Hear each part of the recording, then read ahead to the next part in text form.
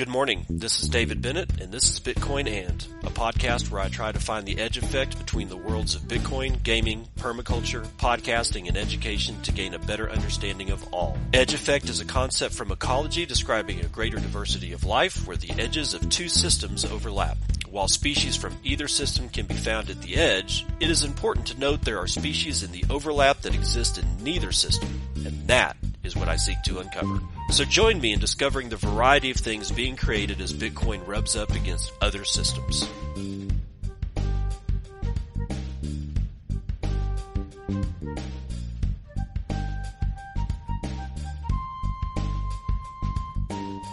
It is 9:30 a.m. Pacific Standard Time. It is the 18th day of December 2024, and this is episode 1011 of Bitcoin, and we're taking a breather.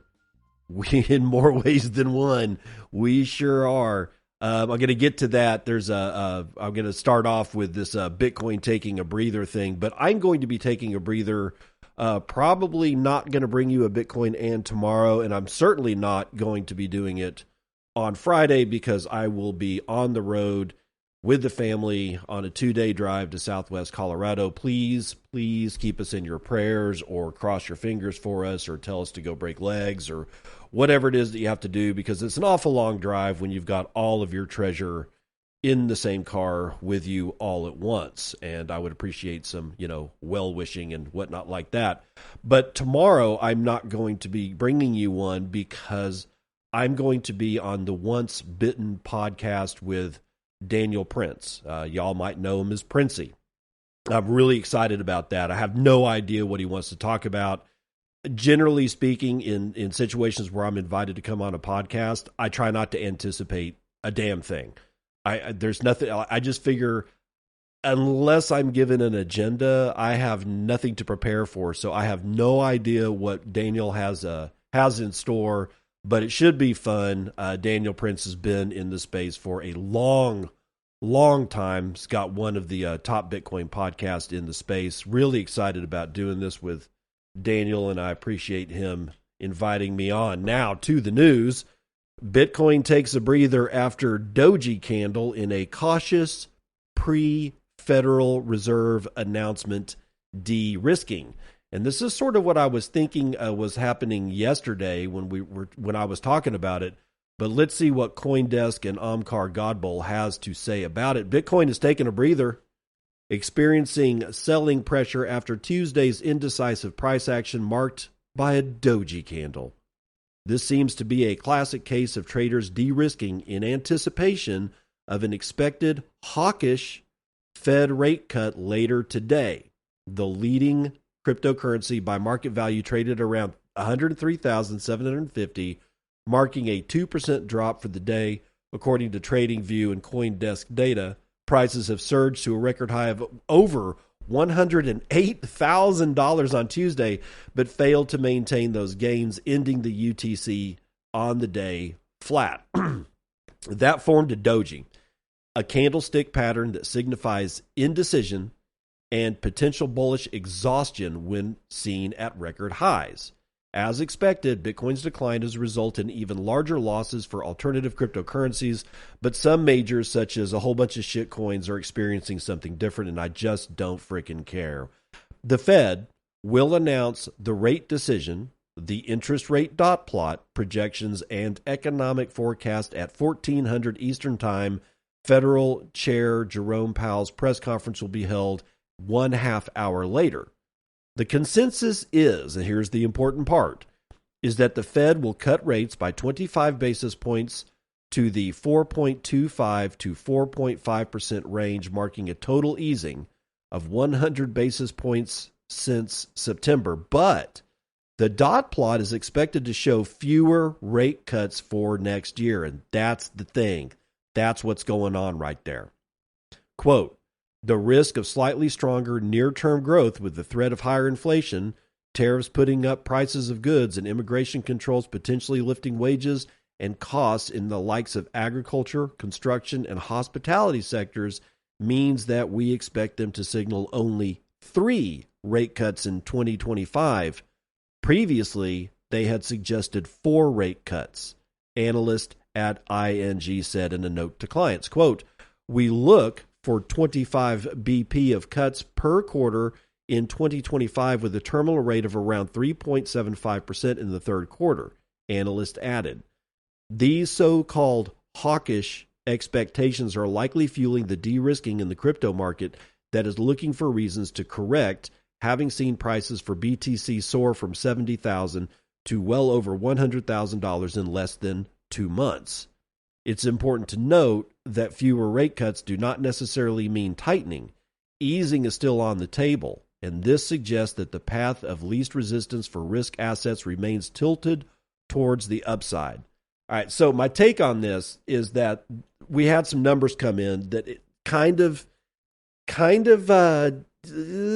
suggested that inflation is not as under control as they say. Now, when I say inflation is under control, please understand I know full well that inflation is not anywhere close to under control for the regular person on the street. I'm talking about the metrics that the federal government uses to lie to the American public to make sure that they think that everything is okay. So please understand that there is a working dichotomy at play here. They're full of shit, and they always have been. But these are the numbers that they are releasing that tells the market what's going to happen. All right, or at least signals to the market, and then the market starts making moves, and then the market does what the market does. And we saw it wasn't just Bitcoin yesterday. I mean, the Dow has had like 9 straight days. In fact, let me get that back up. Let me get my trading view back up, and let's look at a couple of things here. Come on. Okay, the Dow Jones, I'm going to put it on the day chart and count the number of candles on the downside. So we went from around 45,000 on the Dow Jones Industrials to a bottom of 43,732. And it took 1, 2, 3, 4, 5, 6, 7, 8, 9 red candles in a row. We're talking about 9 straight days to the downside for the Dow Jones, and that hasn't been seen since somewhere around 1971, I think one analyst was saying. Today we've got a green candle. We're back up off those lows, but I think that what was going on during those 9 days is that there were some signals in the back rooms that were saying, hey, yeah, they're going to go ahead and cut rates this time, but instead of 4 rate cuts for 2025, they're only going to do 3. And I would imagine that is because they don't have inflation where they want it. But if they reverse course and keep rates neutral, and I certainly don't expect them to actually raise any rates, but if they were to keep rates neutral on this particular Fed decision, it would liquefy the markets. Good Lord, we've got a windstorm going on outside that is rattling stuff around. So if you hear screaming and cats meowing in the background, it is possibly because we got a storm going on. Anyway, I'm just saying that seems to be what's going on because, like I said, it wasn't just Bitcoin that is having a down, a couple of down days for the past thing. It was the entire Dow. I'm looking at all kinds of stuff that is flashing in the red, and it was happening over the last couple of days. I think it's just end-of-year jitters. We're coming up on a Fed rate decision, and people get skittish, and that's just shit, bro. That's just the way it is. So I don't think that we should get as nervous as we have a tendency to get. Doesn't mean that, bad shit won't happen. I'm just saying we've seen it all before. All of this has happened before. And all of this will happen again. But I want to switch gears a little bit. Lola Leets released something on nostr, a kind of a statement on nostr yesterday that I personally believe is, I think she's kind of overblowing things. No disrespect to Lola. Got a lot of respect for the woman. She's a great journalist. She comes with great information. But this particular one, in my view, because we were seeing, a couple of red candles and it wasn't like, wasn't really all that great yesterday and, like Monday afternoon or whatever when, Bitcoin hit an all-time high and then immediately retraced after like 4 seconds at that high. I don't think that these kinds of things are helpful for the community at large. And I'm seeing a lot of, I don't know, almost sadness over on Nostr, because God forbid that we're not at $108,000 right now. But, and maybe she's right, but David Bailey, this is her post. It says, David Bailey just posted the draft of an executive order for the Bitcoin strategic reserve under Trump, and it's an absolute nightmare for anyone using Bitcoin as money. Okay, I'm going to stop right there and pause. That type of language, I just don't believe is all that helpful when you've got a bunch of people going, oh my God, we're all going to die, looking at charts and doing whatever they do. I don't think it's helpful to couch language that way. It doesn't mean that I'm, not guilty of the same, but I think we need to do a little bit better here on when we release things and what language we use to release them and under what environments we release them in. Does that make sense? Continuing on. First, the draft order defines Bitcoin as a finite store of value asset akin to digital gold. That's a direct quote from the draft bill. As someone who has lived on Bitcoin for a fairly long time, I can say that Bitcoin is not merely a store of value asset, but a money for payment and day-to-day purchases. Defining Bitcoin as a store of value asset reinforces the ossification narrative. Who needs to move a stonk several times a day? And that's in parentheses. Which may put developers at risk when prioritizing changes to BTC to make it more usable as money. Think scaling, for example. With this definition, a soft fork to activate covenants may become an issue of United States national security that goes against the United States definition of its primary goals, directly putting developers in the firing line of the United States government. The draft states that federal agencies such as the United States Marshal Service may not auction seized Bitcoin off, but must contribute them to the strategic reserve. Well, this not only reduces the Bitcoin in circulation available to the public, but additionally sets the incentive for the United States to increase its seizing efforts. Think increased AML KYC. While I'm no fan of the strategic reserve in general, this draft is an even bigger disappointment than Senator Lummis's proposed Bitcoin Act. To compare this to how El Salvador has implemented Bitcoin, which I admit I initially wasn't a fan of either, El Salvador directly gives citizens rights to use Bitcoin as money, which is a huge upside to benefit the people and not just the national security state. No offense, but letting a couple of children that just graduated college and a guy who runs a magazine draft U.S. policy is a scene straight out of Idiocracy. Next time, maybe try speaking to the people actually building and using Bitcoin, not just to the boomers and national security goons that sit on the money like a fat kid at the cake buffet. Incredibly unprofessional conduct here by BPI, that's the Bitcoin Policy Institute, a huge risk to anyone using Bitcoin for anything other than an investment, and a testament to the people involved being more interested in furthering their own importance than to empower people with a money without state. Sincerely hope that the EO, or executive order, is drastically changed on all levels and hopefully somehow deemed unconstitutional to protect BTC and the people developing it. It's strong words. And, she's not wrong about some things. So I just kind of want to break this down a little bit. I read, Lola also attached a reply to this note that was a couple of pages from the draft executive order that she was talking about, the one that David Bailey is the owner of Bitcoin Magazine and one of the guys over at the Bitcoin Policy Institute at the same time. It was his draft bill. So she posted up a couple of pictures of the language of the draft bill. So I'm reading this thing and I'm honestly, I'm not seeing what she's seeing. Did they describe it as a store of asset akin to digital gold?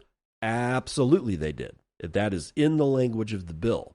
However, I'm not seeing how this causes a direct problem for United States citizens or a Kenyan citizen or a Nigerian citizen or a Colombian citizen or a Norwegian citizen from using Bitcoin however the fuck they want to use Bitcoin. I'm sorry, but I don't see it. It doesn't mean she's wrong. I just think this is getting a little bit overblown. All right. First of all, this is a draft. Second of all, we have a bill that's also, well, it's actually not a draft. It's a full bill that's going through that needs to go through Congress by Senator Lummis. Right. So we already have some interesting competition between the executive branch and the legislative branch as to which branch is going to install the strategic reserve. And I honestly think the executive order is the weaker play. I don't think that we should be using executive orders to do damn near anything, right? This needs to be a legislative process. I think there's more beef there. I think there's more strength there. It doesn't matter if I don't like Congress. I'm just saying that when you do something that changes the way a nation thinks or acts about a thing for the length of time that we're going to do it, which is 20 to 25 years, that's what's stated in, I think it's 20 years for the bill that's in legislation, and it's 25 years for what's written in the executive order. When you're on those kind of timescales, this needs to be legislation.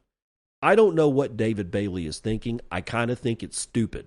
You don't need an executive order to do this unless that bill fails, in which case, sure, go ahead, see how it runs. But still, just because it's stated as a digital gold in the executive order, I don't exactly see how that makes it unusable as money, right?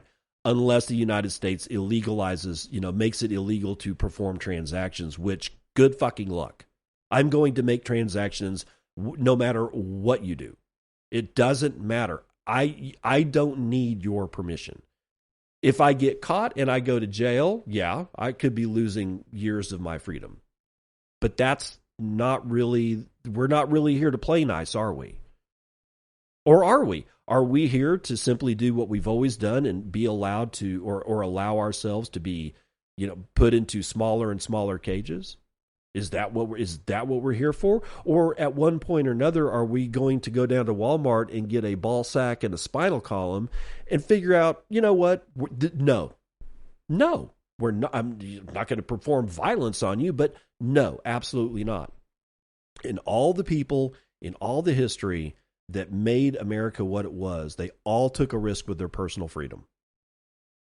Anybody that signed the Declaration of Independence was signing their death warrant if the United States lost the war against King George. They were all going to be found. They were all going to be hung. It was all going to be done in public, and they knew it. It wasn't like they were sitting there going, oh, well, it'll be fine. If we lose this war, nobody's going to give a shit. Oh, that's not what they were thinking. They knew, Ben Franklin knew if the United States lost that war, that he would be found and he would be strung up and he would lose his life and all of his property. And God forbid, they might even go after any of his relatives. He knew that. And every single other signer of the Declaration of Independence also knew that. So what are we going to do? Are we going to just roll over? Absolutely not. However, there is one thing in here that is kind of troubling, and it also centers on the description of store of value asset and the fact that store of value asset is part of a strategic reserve. In this particular case, 100% of the strategic Bitcoin reserve, and that is changes to the code in the form of a soft fork. She said the soft forking in covenants. This actually could be a problem for developers insofar as the United States adopts Bitcoin as a strategic asset. It keeps it on its books. And then developers that are not United States citizens change the code. That's an issue. That you cannot blind yourself to that one. And now think of it this way. Let's say Russia adopts it, a strategic reserve, China does, Australia does, India does, United States does, Canada does, and Mexico does. That's a lot. That's a lot of countries on the face of the planet that are very large countries with a lot of armament. At what point, when Bitcoin changes and say forks in covenants, whose country's laws were broken? Right? I mean, it doesn't matter what we think. It's the reality that sucks. And we have to deal with that reality as boots on the ground, as people that are going to deal with it. So this goes back to me saying, if you were a developer of Freedom Technology, why are you using your own name? Now, I'm just a podcaster. I don't develop on Bitcoin. I don't develop on nostr. I don't think anybody really cares what I have to say as far as the United States government is concerned, or Indian government, or Russian government. I don't think KGB is going to be knocking at my door because I said Putin sucks. I just don't think they care enough. They got better fish to fry. But if you're a developer of Bitcoin and Bitcoin Core, well, that changes the calculus now, doesn't it? And this is something that I've been thinking of for a while. What would it mean if, when nation states start adopting Bitcoin, and the people that are actually writing the code for Bitcoin, will they be considered foreign agents? You see where this is going? If we continue to be scared to death of everything around us and be always terrified of our governments, then nothing really fundamentally is going to change for humanity. That's what I'm saying. But in order to affect change, no matter what nation state owns anything, the thing that is being changed has to be changed by people who are untouchable. You don't know where they are. You don't know who they are. They have left you no fucking clue as to their identity whatsoever. I mean, basically, it's almost like Satoshi Nakamoto's disappearance was a dress rehearsal for how the other actors on the Bitcoin Core stage need to act. Almost like acting classes. Almost like, here's how it's done. You better figure out how to do it too. So it would be nice if all the developers of Core actually quit, and then a brand new set of Core developers immediately reassembled, and they were all NIMs and had absolutely scrubbed any possibility that their real identity was the people that quit Bitcoin Core in the first place. I'm just saying, is there a way that we can get these people to stop using their identity so it won't matter if we soft fork in covenants? All right. So in conclusion, I think this is a little bit overblown as far as the executive order not allowing people to use Bitcoin as money simply because it defined it a certain way. I think it's overblown thinking that the executive order is going to override the legislative part of this function. And I think we're talking about something in a little bit, I think it's just a little premature. Because it's not just the United States or nation states that we need to be looking at when it comes to strategic reserves of Bitcoin, right? An Ohio representative by the name of Derek Marin has introduced the bill to establish its own state Bitcoin reserve. Vince D'Aquino from Decrypt tells us more. The Ohio State Representative Derek Marin is following in the footsteps of the other representatives across the United States, bringing forward a bill that would authorize the state's treasury to invest public funds in Bitcoin. House Bill 703, known as the Ohio Bitcoin Reserve Act, would establish a dedicated Bitcoin fund within the state treasury while investing the state treasurer with discretionary power to purchase Bitcoin. Quote, the U.S. dollar is being rapidly devalued, and our state treasurer should have the authority and flexibility to invest in Bitcoin when determining proper asset allocation. Ohio must embrace technology and protect tax dollars from eroding. Ooh. I hate tax dollars, but the bill amends Section 2981.12 and enacts Section 135.146 of Ohio's revised code, but does not mandate any specific Bitcoin purchases or portfolio allocations. Quote, Bitcoin provides a vehicle to supplement our state's portfolio and preserve public funds from losing value, Marin stated, arguing that through the legislation, the Ohio state government could harness the power of Bitcoin, and that's in quotes, harness the power of Bitcoin to strengthen its state's finances. The Ohio representative said he anticipates the incoming Trump administration will pursue a national Bitcoin reserve program referencing a proposal by Senator Cynthia Lummis of Wyoming. The bill's introduction comes as the current legislative session nears its end. Marin expects the legislation to serve as a framework for lawmakers to address in the upcoming session in 2025. Ohio joins a growing list of other United States state representatives putting forth similar legislation. In November of 2024, Rep. Mike Cabell, C-A-B-E-L-L, I think it's Cabell, Cabell, introduced the Pennsylvania Bitcoin Strategic Reserve Act. Shortly after, Texas followed suit. Representative Giovanni Capriglione filed House Bill 1598 on December the 12th, aiming to create a strategic Bitcoin reserve funded through donations. The bill seeks to authorize state agencies to accept Bitcoin for payments, including taxes and fees.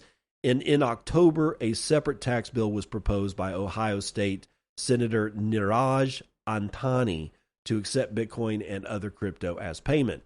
And if I remember correctly, Ohio, this is not Ohio's first rodeo when it comes to Bitcoin, because if I remember correctly, they allowed the state passed something that allowed people to pay their state income tax or other things with Bitcoin, but nobody used it. Everything was, we're always so early that it's sort of like hit or miss as to whether or not we're going to time this shit right. But so now Ohio's definitely on deck. So we got 3 out of the 50 states of the United States that have shit on the table recommending in legal language a Bitcoin strategic reserve. But Arthur Hayes sees trouble on the horizon. Helen Partz, Cointelegraph. Trump's inauguration may trigger a crypto sell-off, according to Arthur Hayes. And if you don't remember, he was the CEO of BitMEX. Cryptocurrency market commentators and observers have predicted positive market trends associated with President-elect Donald Trump's inauguration in January of this coming year. But BitMEX co-founder Arthur Hayes, he's got a different perspective. Hayes cautioned against the high expectations of quick crypto policy changes promised by Trump, highlighting a gap between market anticipation and the realities of policy implementation. In his Trump Truth blog post published yesterday, December the 17th, Hayes said that his investment fund Maelstrom plans to trim some positions early to buy later at lower prices in the first half of 2025. Good luck to you, sir. I mean, this is the classic mistake of I'm going to time the market. And just because you're Arthur Hayes and have been in the game since the very beginning days of Bitcoin does not mean that somehow or another you're not immune to the stupidity of trying to time a market. Anyway, unlike many forecasters, Hayes doubts that the U.S. and other countries will start creating national Bitcoin reserves anytime soon. Quote, the market believes that Trump and his people can immediately achieve economic and political miracles, Hayes wrote, highlighting a gap between crypto investor expectations and, quote, no politically acceptable solutions, or at least available quickly anyway. The enactment of any crypto policy changes would likely take significantly more time than the market might expect. Hayes predicted, adding, quote, the market will instantly wake up to the reality that Trump has, at best, 1 year to enact any policy changes on or around January the 20th. This realization will lead to a vicious sell-off in crypto and other Trump 2.0 equity trades, end quote. Hayes forecasted a harrowing dump around Trump's inauguration day before crypto enters a crack-up boom phase later in 2025. As Hayes expects the market to experience a sharp drop around Trump's inauguration in January, Maelstrom will clear some positions expecting to buy at lower prices. Yes, you've already said that.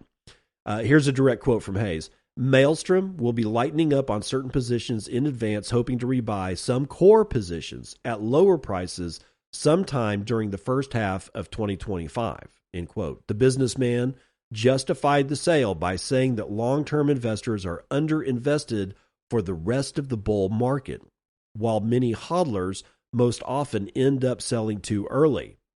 That's interesting. Long-term investors are underinvested for the rest of the bull market is a sentence that I really can't pull that apart without thinking, about what he's trying to say there. Underinvested for the rest of the bull market. I think the only thing that he could possibly be saying here is that there's two kinds of people in the market right now. There's one kind of person with two different hemispheres of thinking. There's people that own Bitcoin. Okay, there you go. Now there's two types of Bitcoin owner. Those that don't have enough Bitcoin and hodlers who most often end up selling too early. Well, gee, Arthur, it sounds like you might be thinking about, selling some positions in Bitcoin as well. Maybe you're too early. I mean, honestly, the hubris here is a little concerning, but, quote, we are committed to admitting defeat if the bull market steamrolls through January the 20th, licking our wounds and getting back up on the bull. I will be buying dips and rips, end quote. Cryptocurrency markets have entered a massive rally since Trump's victory in the presidential election in early November, with Bitcoin surging past 100K for the first time in history by early December. Well, of course, we all saw that. Several analysts have predicted that Trump's crypto policy changes will likely bring Bitcoin and decentralized finance into the mainstream. Singapore-based crypto platform Matrixport said that it expects Bitcoin to have a strong start in 2025, adding that many investors are likely to look back and wonder why they didn't accumulate more. Well, welcome to Bitcoin, dude. Still, Hayes isn't alone in expecting some bearish market action in early 2025. According to Protos, there has been a market rumor that MicroStrategy may enter a blackout period in January 2025, which would halt the issuing of shares and convertible bonds to purchase more BTC.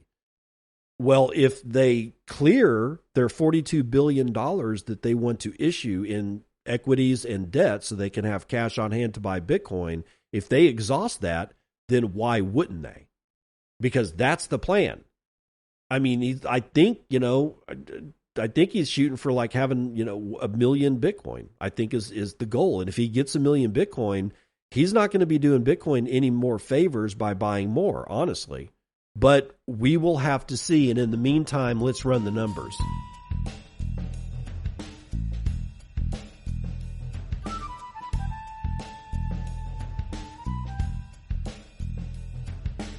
CNBC futures and commodities, but first, building permits numbers have come in. The projected was 1.43 million. The previous was 1.41 million. The actual 1.5 million permits have been issued, which means that, well, people will look at that and say the economy is recovering. And now you can be almost guaranteed that the Fed, whenever they announce how many rate cuts that they're going to give in 2025, I think that the percentage that they were going to say 3 instead of 4 has jumped from maybe a 60% chance to damn near a 95% chance. Okay, we still don't know what the Fed interest rate decision is. That comes in about an hour from now, and right now it is just flipped over to 10:05 Pacific Standard Time. Now let's do futures and commodities. I got oil. West Texas Intermediate is up a point to $70.75. Brent North Sea is up over a half point to 73.62. Natural gas, this time not going in the opposite direction, 2.6% to the upside to $3.39, probably because winter is getting kind of chilly. Gasoline is up 0.58% to $1.95 a gallon.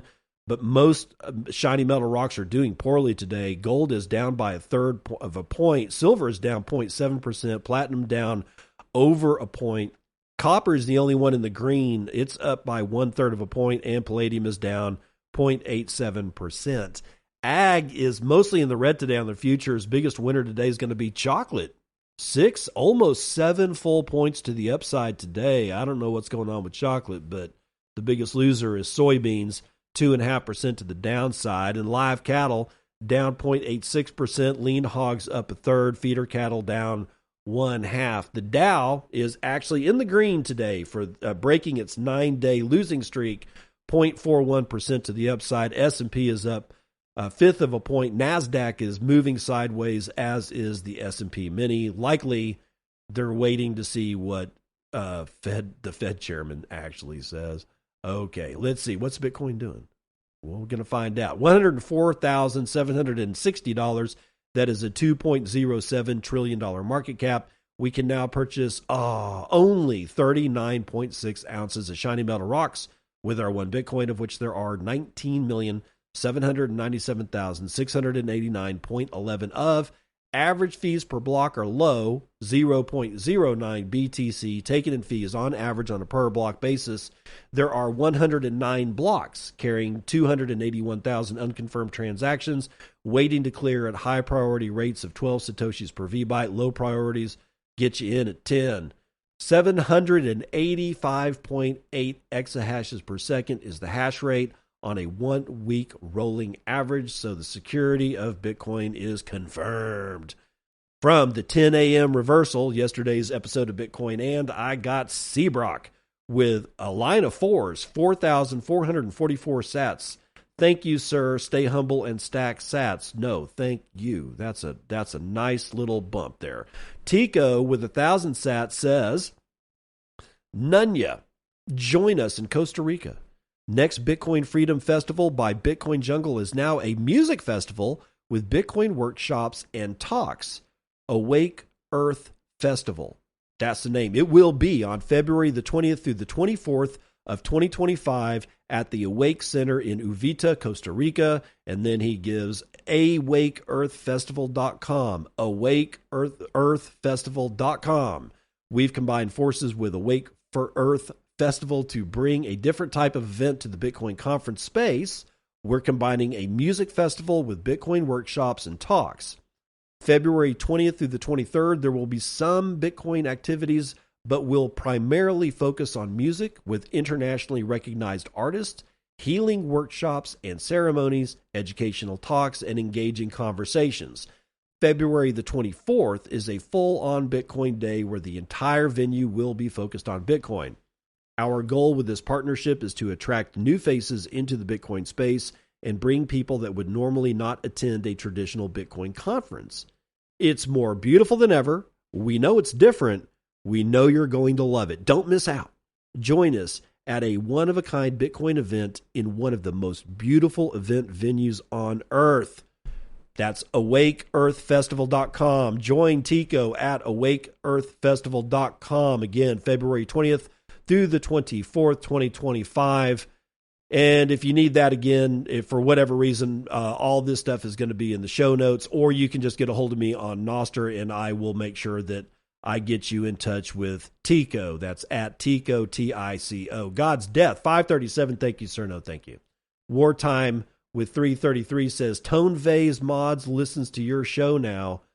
Interesting how it all come full circle. Tone Vase Mods.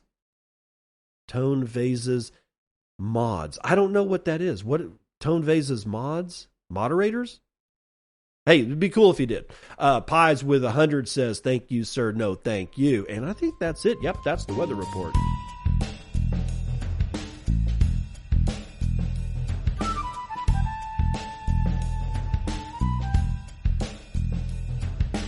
Welcome to part 2 of the news you can use. First half of the show, I gave you some pretty glum news. Let's brighten it up a little bit. Atlas 21 has this one written, Bitcoin ETFs surpass gold, a milestone in the U.S. market. Yep, it happened. It really did. It actually happened.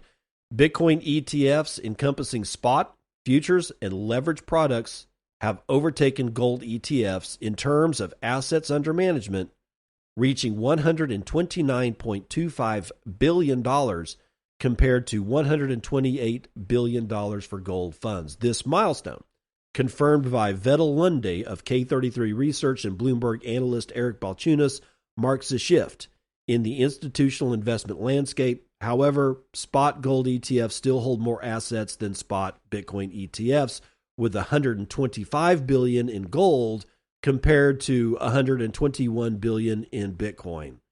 That's probably going to flip here pretty damn quick. The rise of spot Bitcoin ETFs, launched a mere 11 months ago, contrasts sharply with the 2-decade history of gold ETFs, highlighting the growing interest of institutional investors into Bitcoin. The 12 spot Bitcoin ETFs in the U.S. now collectively hold over 1.1 million BTC. Bitcoin ETFs now represent 1% of all U.S. ETFs, with BlackRock's IBIT standing out as the most successful ETF launch since 2014, surpassing approximately 2,850 competing products. Holy shit, man.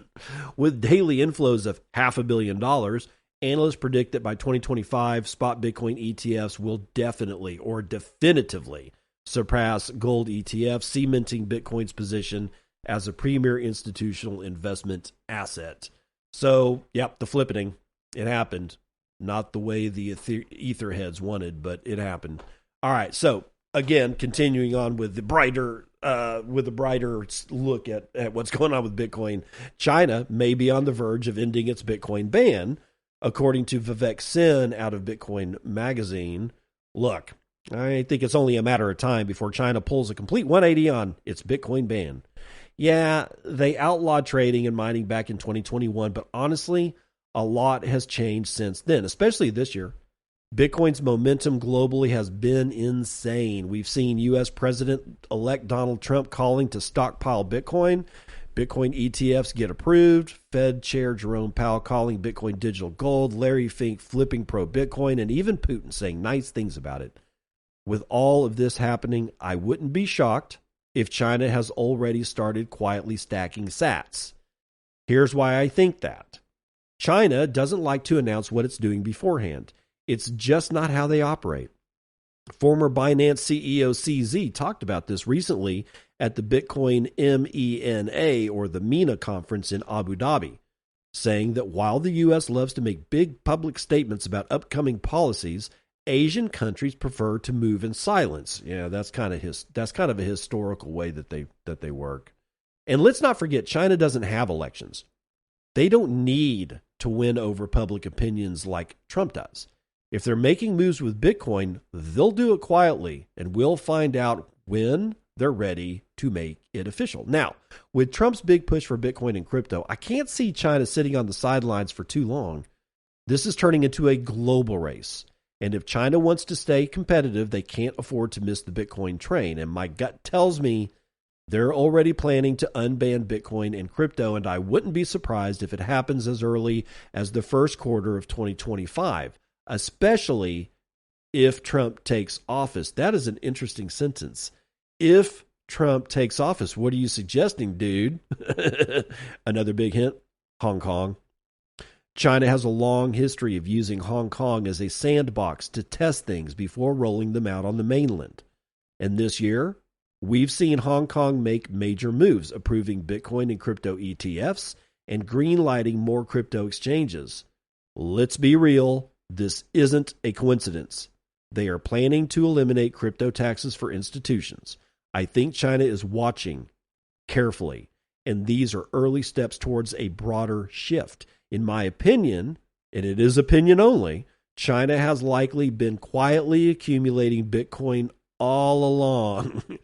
When the time is right, they'll unban it, and not just to compete with the U.S., but to lead. Watch this space. I think it's going to happen much sooner than most people expect.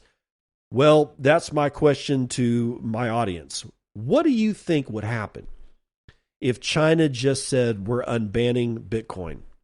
All of it. Let's go the full 9. You can mine in China. You can use it as money in China. You can own it in China. You can, I don't know, talk about it on social media in China, and you can pay your bills to the Communist Party because you said something mean about Xi on Twitter, right? As a fine. Right? I'm just saying, let's say all 9 yards, Bitcoin completely unbanned in China, and that is an official statement from the Chinese Communist Party across all major news wires globally. What do you think happens to Bitcoin? And I'm not, if you want to speculate on price, fine. If you want to say what it might mean geopolitically, I'm all about that too. I'm talking about anything at all. What do you think happens to Bitcoin if China says, you know what, we were wrong, we're unbanning it? Let me know in a Boostagram or let me know on nostr, and I will try to get your opinions up on the show. Okay, so this is from The Block, and Danny Park is writing it. The U.S. has imposed sanctions on North Korea's crypto laundering network. I'm not sure how many more sanctions we can actually put on North Korea, but the U.S. Treasury Department has sanctioned two individuals and one entity for laundering cryptocurrency for the North Korean Democratic People's Republic of Korea. 2 Chinese nationals helped the crypto money laundering as part of a more extensive illicit network headed by a sanctioned DPRK banking representative named Sim Hyun Sop, according to the Treasury's Office of Foreign Asset Control. Li and Zhang, these 2 Chinese guys, worked at a front company in the United Arab Emirates named Green Alpine Trading, which allegedly served as a core component of the money laundering network. The company has been designated as a sanctioned organization. The DPRK continues to use agents and proxies to access the international financial system to conduct illicit financial activities, including fraudulent IT work, really, digital asset heist, and money laundering in support of its unlawful WMD and ballistic missile programs. Wow, weapons of mass destruction. Are we still swimming in the shallow end of the pool here, boys and girls? Whatever, dude. North Korea-backed hacker groups, including Lazarus, are accused of orchestrating some of the largest hacks in crypto, such as the $600 million hack of the Ronin Ethereum sidechain in 2022. Like, I could care less what happens to Ethereum. And then they go on. So anyway, yeah, United States is still fumbling around with North Korea. I don't think that they're as dangerous as everybody seems to think that North Korea is. I mean, yeah, sure, they got a missile program. I've never seen them actually land a missile anywhere close to, to Japan. They always seem to fall into the Sea of Japan. I think we're giving them entirely too much credit. Doesn't mean not to watch them, but dude, I think it's probably a waste of time for OFAC to be piddling around with these idiots. Okay, now back into our world. AlbiHub version 1.12.0, improved relay connectivity and more. AlbiHub is an open source hub for setting up and or controlling your Lightning node and wallet from various applications that support Nostr Wallet Connect. Quote, in this release, AlbiHub has improved relay connectivity, increased support for paying Bolt 11 invoices, and LND channel modifications. There have also been some minor UI improvements, according to the project. So, what's new?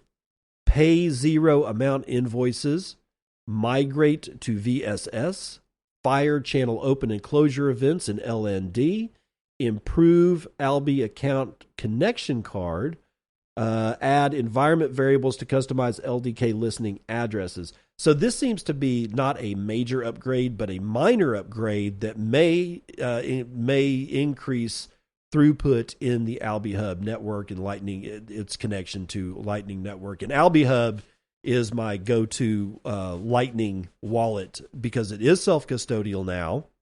And if you want to use AlbiHub and you don't have your own Lightning node, you can do that, but it does cost you money. And while I agree that blows chunks, they got to pay their bills. So this is a good time to learn how to spin up a Bitcoin full node, because you have to have one as the back end of a Lightning node, and learn how to use Lightning on your own node. It's honestly, guys, it is not that hard. It's really interesting. And once you become comfortable with it, you start going, why the hell was I so concerned about the loss of Wallet of Satoshi? I wasn't, because I was already able to make payments through my own Lightning node, and I was able to do it from remote locations. I could be in like freaking Cambodia, and as long as I've got internet connection somehow, I can access my node, or I can access my node via a Lightning wallet on my phone that I'm using to pay somebody, and and it just works, right? I was always able to do that, but with Albi Hub, it's become really, really simple to just chain any nostr app that I want to be able to read my wallet and draw from it if I want it to. And I don't have to let it do that. Please, please, please stop. Like, there was somebody yesterday, and I think it was like somebody that was pretty high up, suggested that NWC, or Nostr Wallet Connect, stopped working. This is not true.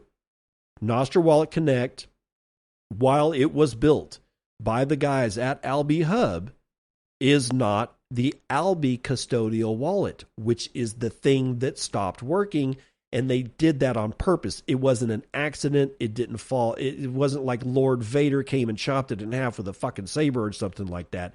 No, they did it because they don't want the custodial and regulatory headaches that come along with custodying somebody else's Satoshis.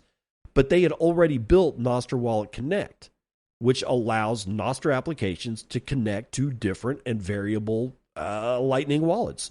Most applicably, the Albi Hub system, right? So if you don't understand what any of that means, get a hold of me on Nostr. Just ask me. It's like, could you explain this better?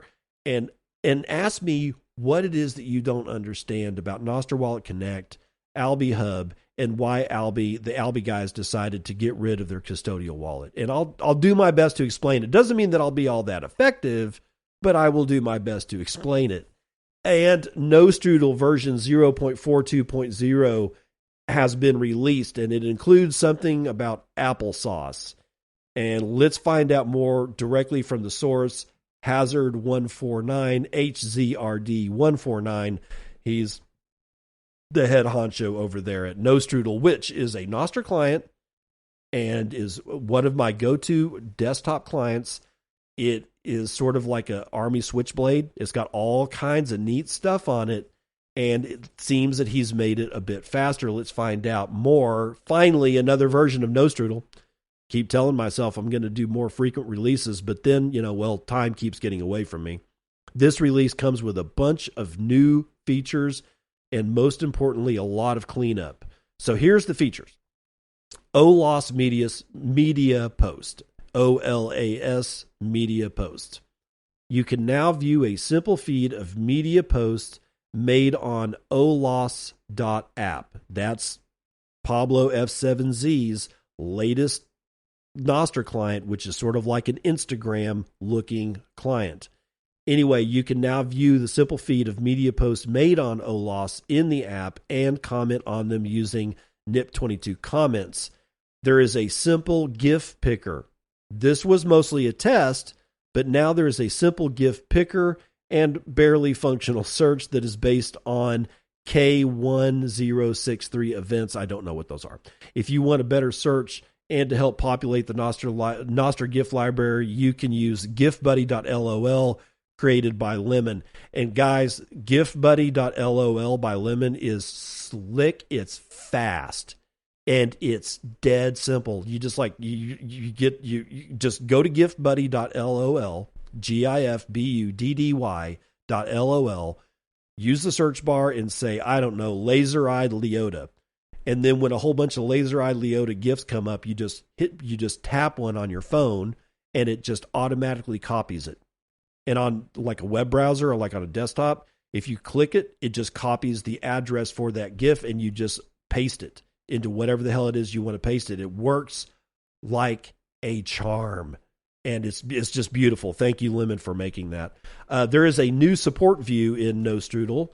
The tiny support button at the bottom of the side menu now hides a Zap leaderboard that shows top supporters and any custom messages that they leave.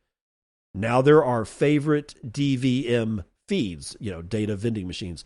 You can now favorite a DVM feed in the Discover view.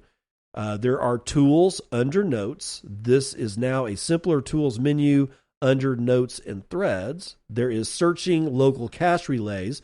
If you're using nostr relay tray, the search will now use it by default for searching, which should make it a little faster and more reliable. And there are some other small features and bug fixes. Now, here's a statement on this thing called applesauce, and I'm still not understanding it fully, but I'm going to give it to you since, I owe it to you. Over the past few months, I've been doing tons of cleanup on the core of nostr and extracting it out into a friendly nostr SDK called applesauce. Okay, so nostr SDK named applesauce. It's very much a work in progress, but the idea with these libraries is to help myself and maybe others build the user interface layer of nostr apps and eventually make nostr just another app that is built with applesauce. If you're a developer and another nostr SDK sounds interesting to you, you can check it out at the Getting Started documents, and that would be at hazard1zrd149.github.io/applesauce/introductions/gettingstarted.html. Okay, so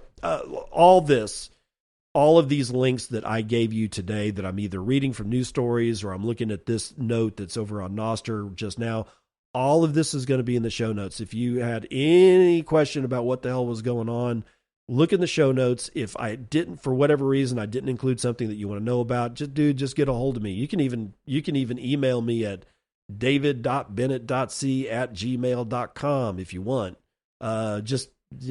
Put something in the regarding line that says something like, or referencing RE, whatever RE stands for, that says something like a question about show 1011 or something like that. Do that, and I'll see if I can't get back to you.